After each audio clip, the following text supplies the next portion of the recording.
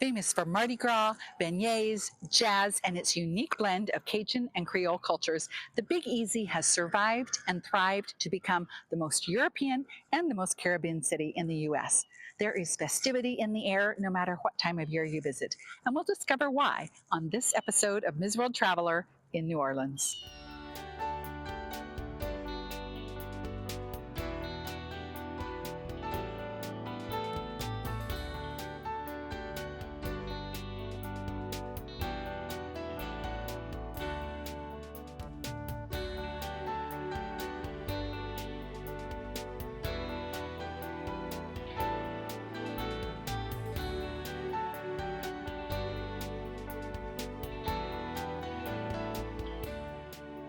Hi friends, I'm Ms. World Traveler Kerry Damiano, inviting you on an adventure to discover style, design, fashion, art, and antiques in great shopping destinations across the country and around the world. Come with me.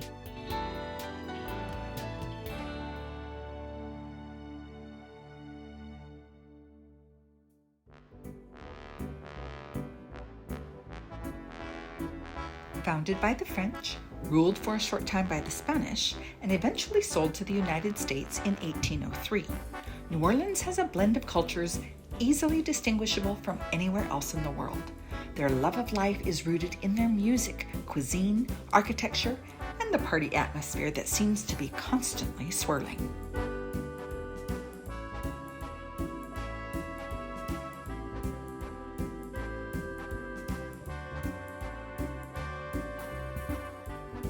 Perhaps the annual Mardi Gras celebration has something to do with it.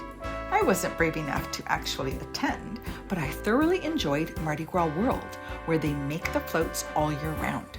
Those who create the masterpieces are willing and eager to talk about their craft. Giving them new hair, and the old hair up at the top of the head is sort of thick, wavy, brush back hair, and this is Captain Kangaroo. He's got this really light hair and bowl cut, so I couldn't put more foam on the top. So I'm using this foam to sort of skin that over, and when it gets paper mache'd, it'll look like the hair is hanging off the top of his head. I had to figure out a way to make it look like he had this lighter hair, but that was hanging down. So that was the trick.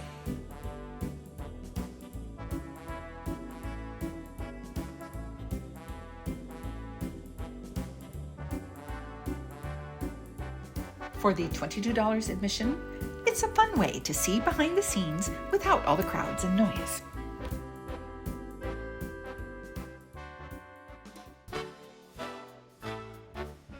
Not far away is the center of where everything happens, the French Quarter, which is the most touristy area, but also full of history and excitement.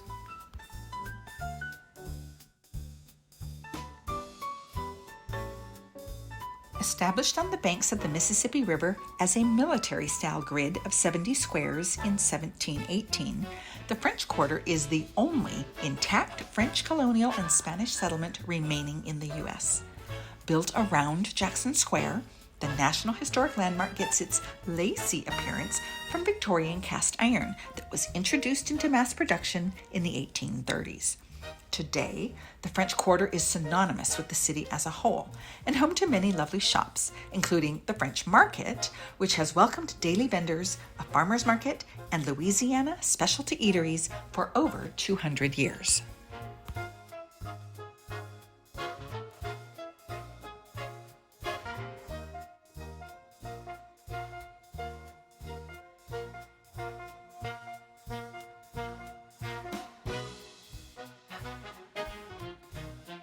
The merchants offer a broad range of products, including their own one-of-a-kind treasures, like leather-bound journals and wallets.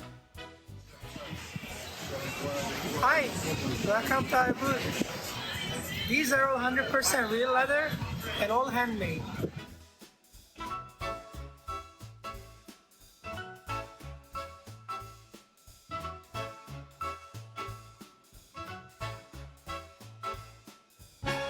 And Oscar of New Orleans was kind enough to explain his process of turning resin into jewelry and accessories. Hi, I'm Oscar. I'm the artist. I designed everything here out of this material. This is a resin that has a metallic foil, and I even make the material, so I'm just working every waking moment here. I cut out all the shapes, and I have an oven that fuses everything together. This is my 35th year, and I'm one of the most fortunate people you will ever meet. It's nice to meet everybody, okay?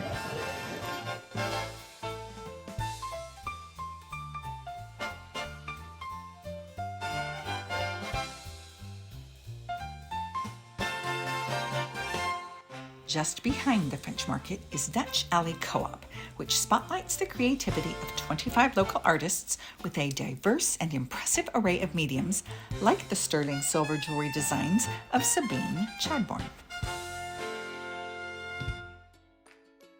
Hello there, my name is Sabine Chadborn. Well, thank you for being here. Thank you. And so this is my display within our wonderful gallery, Dutch Alley Artist Co-op. And I'm known locally, at least, for my little jellyfish. I call it my jellies and bubbles. So anything with the circles are my bubbles. So jellies, little octopus hybrids, and so I hand make every single piece, like individually sit there and make it so there's nothing mass produced, just hit print and copy kind of thing. And are you using silver? Are you pounding like sterling silver? Yes, it's all sterling silver. Some of it is actually pure silver, which are these little, I call them the footsies. On the jellyfish, and like so, little stones, little amethysts. and then there's a little amethyst, a real stone. We got amethyst and malachite. Most popular is the freshwater pearl. This is the water theme kind of thing, and which is my family, myself, which is love jellyfish. So that's my love for jellyfish. And in my more contemporary work, anything with the circles, what I call my bubbles, same thing, the sterling silver, real stones, and they're more contemporary, like simple elegance, I call them.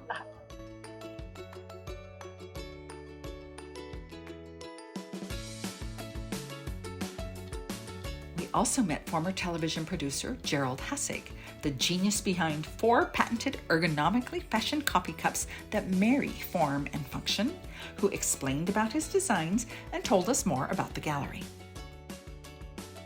So Gerald, I understand that you went from television to full-time artistry, and now you're sort of almost like an engineering artist because you have all these patents for these amazing cups that you have designed. That's true.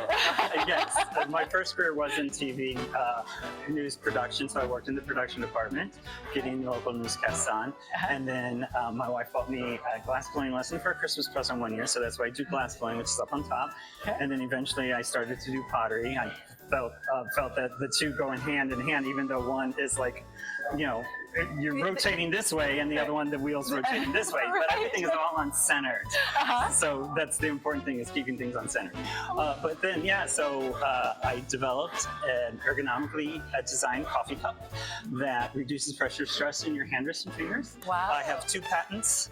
And then while we were closed during the pandemic, I decided to see if I could design around the patents that I had, and I came up with the other 2 designs. Wow. And so with this design here, it will just naturally fit into your hand.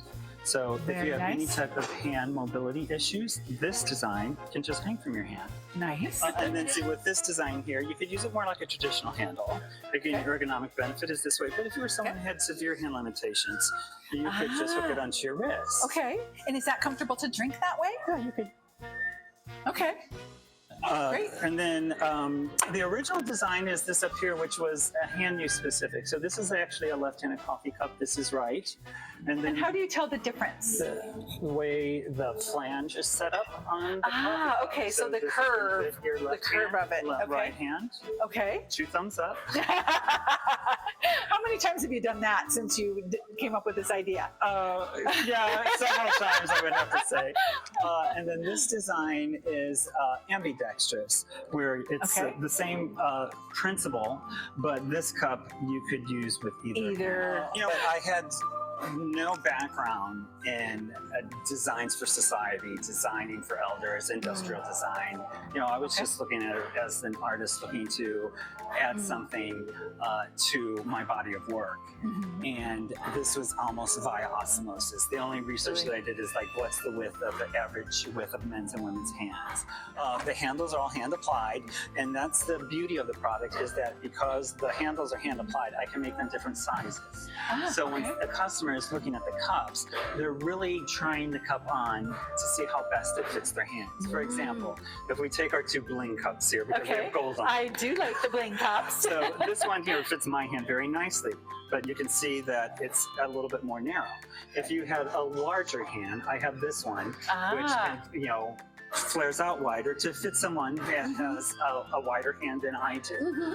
And that's the same thing with this design, is that the spacing here is different, and that will allow people with different sized hands to have a cup that really feels good in their hand. This is the response that people, when they try on one of the cups. Oh, wow. It really is. Feels good when you put it on. Because when you're holding a handle of any type, there's a lot of pressure in your hand, wrist, and fingers. And the other thing that this does is, when drinking coffee, a lot of times you're doing this. Yes. Well, with this design, you're really changing and you're lifting with your whole arm. So if you have carpal tunnel problems. People that have, really any type of mobility issue related to their hand, this is a really good cup for them. Well, I love what you're doing. The marrying of function and form. Yes. It's pretty, but it's functional as well. So something different. Right. Well, so for those that need the functionality, who have maybe difficulties with holding and lifting cups, that's the one customer base. The people who love design, it's like, oh my God, I've never seen anything like this before. This is so cool.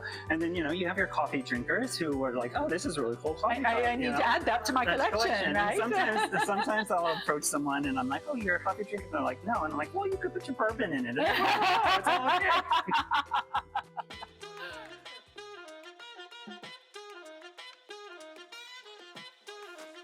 With 25 artists, there are many more fascinating stories of artistic expression like Gerald and Sabine's, as well as something for every taste and budget at Dutch Alley Co-op.